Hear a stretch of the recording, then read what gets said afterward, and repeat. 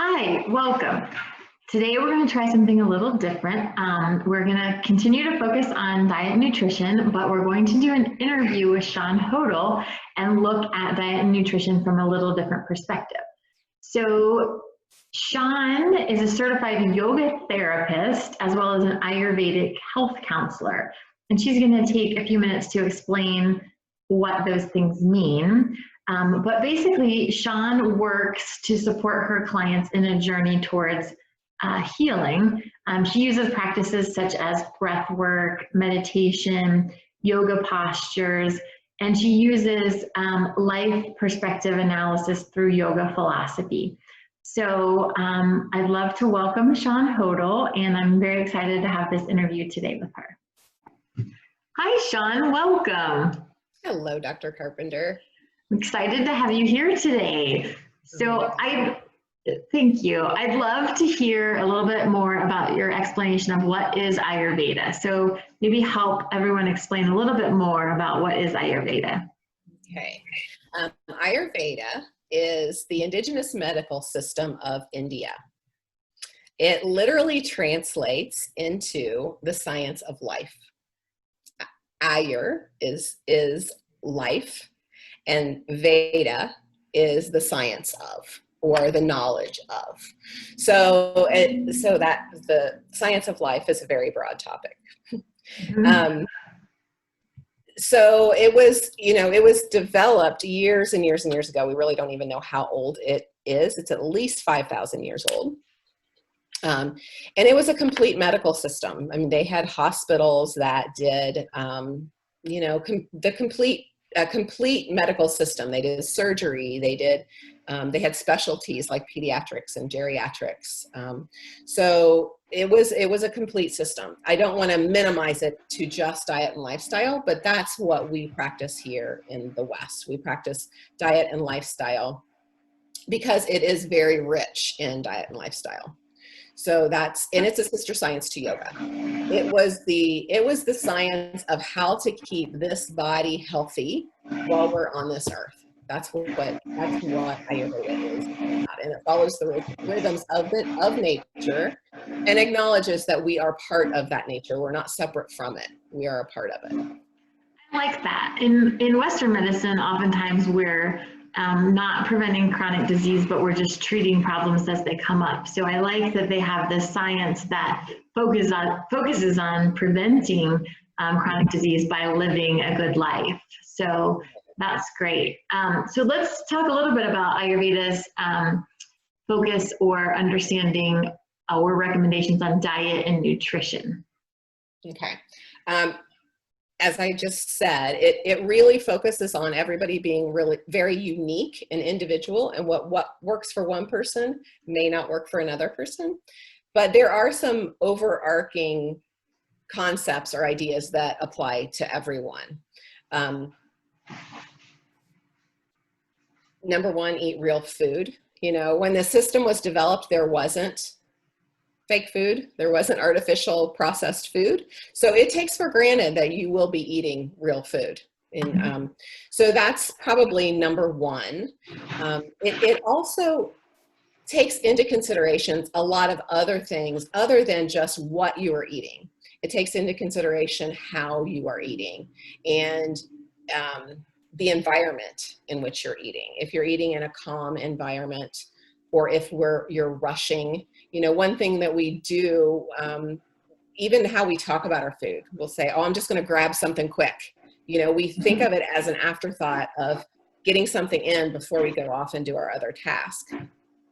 But if somebody takes a lot of time and prepares a meal for you, how much better that tastes. If we think about your grandma's food or even your mom's food, it tastes different in a lot of ways because of the way it was cooked and how much care was taken in the preparation of cooking that food.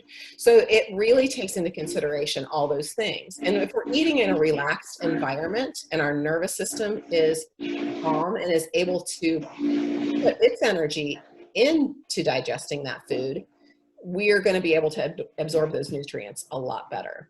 So the environment in which we eat is really important in Ayurveda too. Mm-hmm. That's great advice. I like that a lot. The time and preparation into, or time to prepare a meal, and also the time to eat it mindfully and appreciate the meal.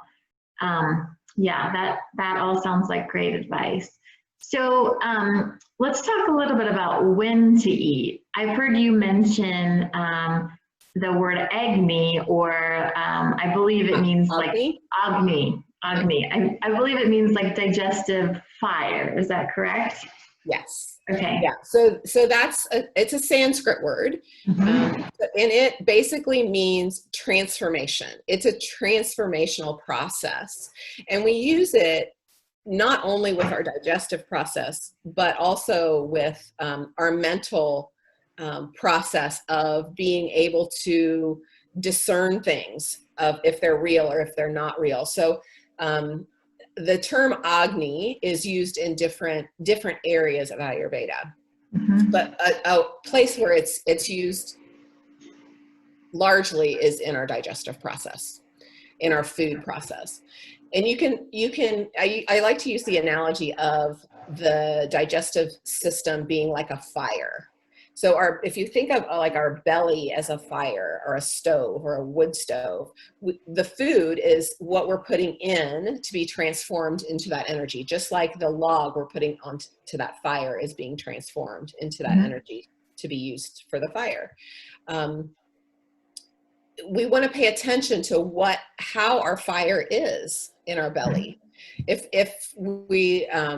If there's not a lot going on and we don't feel hungry, and we can almost think of that as a campfire that's almost burnt out. Say you wake up in the morning, you can think of this with a campfire too. You wake up in the morning and sometimes the campfire has hardly any coals on it at all. You can think of your belly the same way.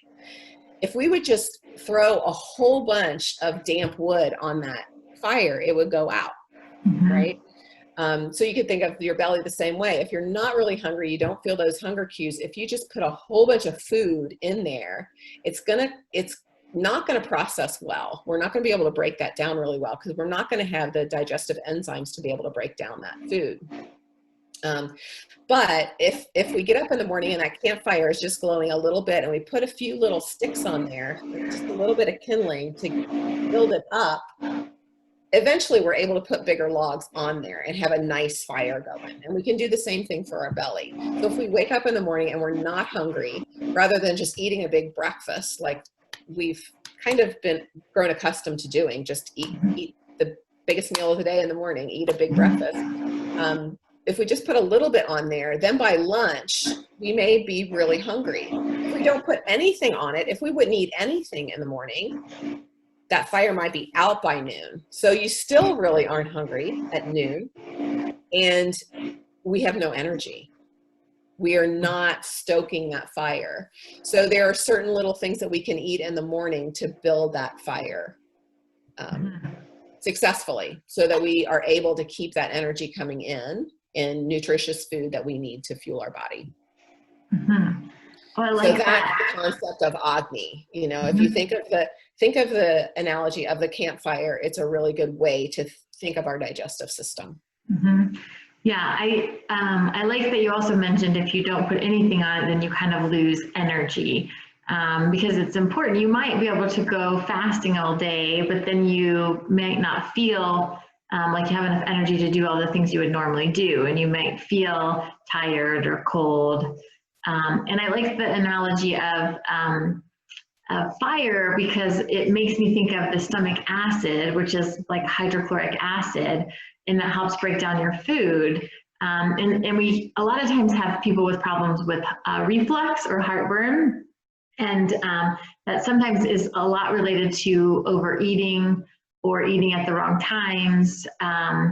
So that's a helpful analogy.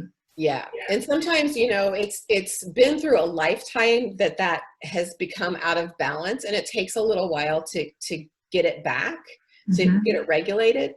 But there are things that can be done to get that regulated. And since you brought up, you know, like morning time, a lot of times breakfast is called breakfast for a reason. We're breaking the fast. We're breaking that fast. something that's talked about a lot now is intermittent fasting. In Ayurveda, that's not really a new term. We liked for each one of our meals to be able to digest completely and fully before we enter more food. So the idea of not eating past 6-ish in the evening and letting our body process that. Number one, if we eat a little bit earlier, our evening meal, and let that be a lighter meal in the evening, then we're able to do all of our maintenance as we sleep. And then then a lot of times we will end up regulating ourselves and we'll start waking up hungry. So that's one thing. It's a whole cycle that we're able to work on.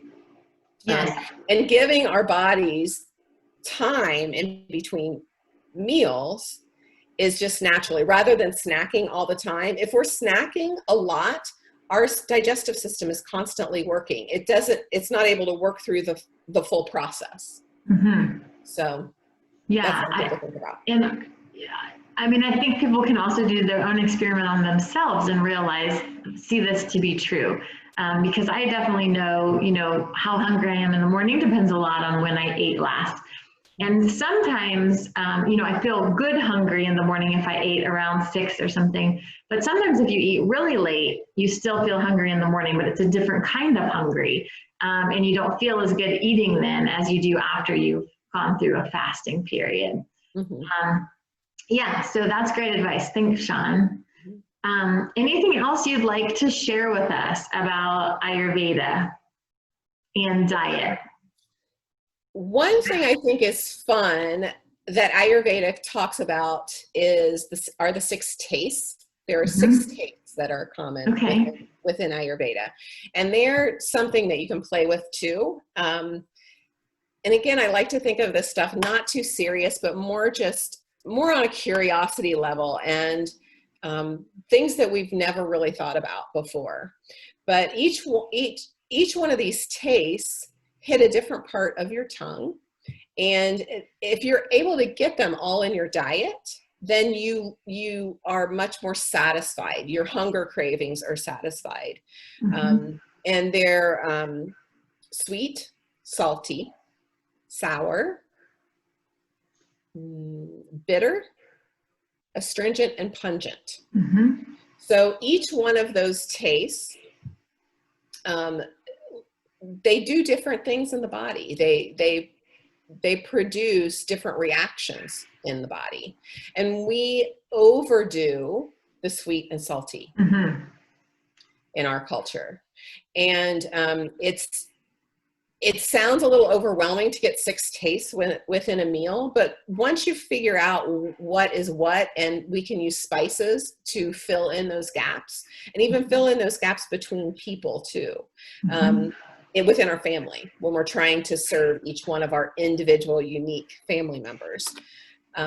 Spices are considered a medicinal layer, stronger than our food sometimes, more concentrated, I should say, and not as strong as herbs. So they're the dried part of the plant that's dried and then used. But they're very powerful, and they can help with our digestion. So that's something kind of fun to look at too, how you're getting each one of those tastes into your Sorry. Could you mention the pungent and astringent? Because I think those are 2 tastes that are a little harder to wrap our minds around. Could you give a couple examples of those? Right, and even the bitter too. Pungent is the spicy taste. So any kind of spicy pepper. And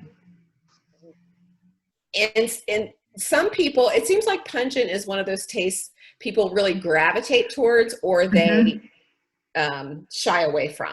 And it really affects our digestive fire in a strong way.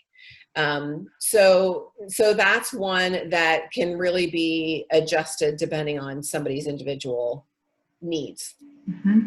Astringent, that one's hard for us too. It's like pomegranates or green bananas, that taste that kind of makes you feel a dry taste in your mouth, that is astringent.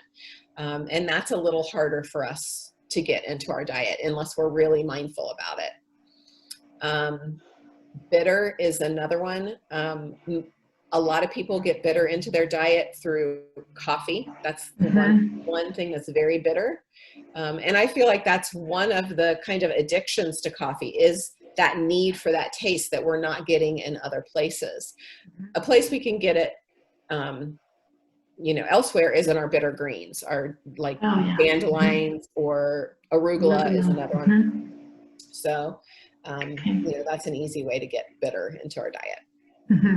Yeah, it takes a little while probably to adjust to some of these new flavors, right? When we're used to sweet and salty. Yes, absolutely. Absolutely. And, if we're used to them as children, if you have kids, if you can introduce some of them to them early, the earlier, the better. Yeah. And they may not like it at first, just like I didn't like some of these things at first. When I first tried some of these Indian spices, they hit parts of my tongue that I were totally asleep, I'm sure. But after a while, I got to the point where my body actually kind of craved them. And I think it's because they are lacking in my diet. So again, just be curious about it. Maybe don't disregard them right away if they don't taste good to you initially.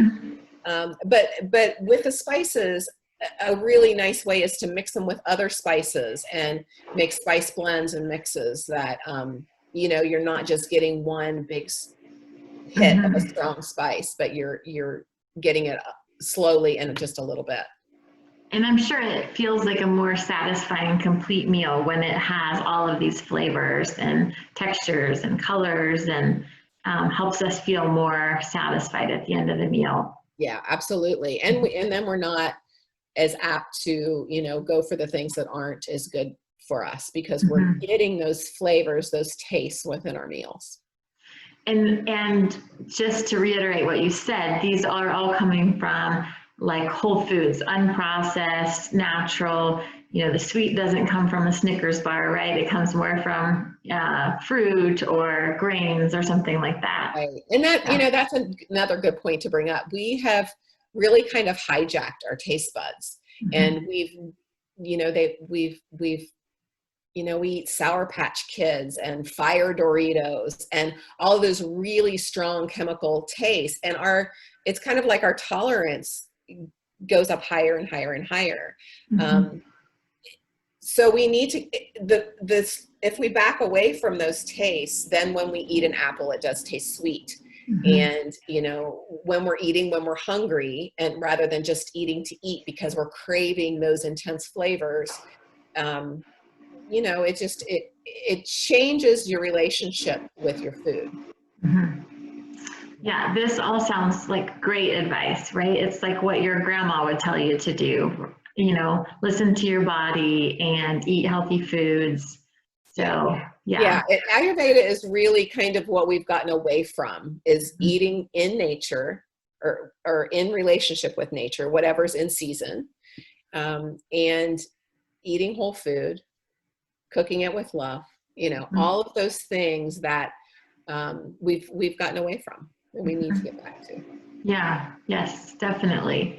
Well, Shawn, thanks for joining us. I definitely love to bring you back for additional topics as we go through this series. So I definitely appreciate your perspective and the Ayurvedic perspective on this. So thank you. Glad to be here. Thanks.